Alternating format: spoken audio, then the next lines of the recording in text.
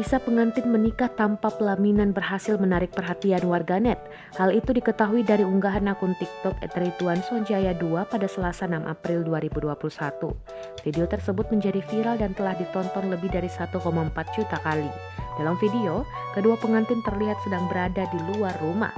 Tanpa kursi pelaminan, pengantin tersebut hanya duduk di kursi sofa. Pengantin dalam video itu bernama Saraswati, 21 tahun dan Agung Darmawan, 24 tahun. Mereka menggelar pernikahan di Cilacap, Jawa Tengah pada Selasa 6 April 2021 lalu. Saat dihubungi, Saras membenarkan dirinya dan suami menikah tanpa pelaminan. Ia mengungkapkan menikah secara sederhana merupakan keinginan mereka saat masih pacaran. Keduanya sepakat menikah dengan sederhana dan hanya ingin berjalan lancar. Selain itu, Saras dan suaminya juga ingin menggunakan uangnya untuk kebutuhan setelah menikah.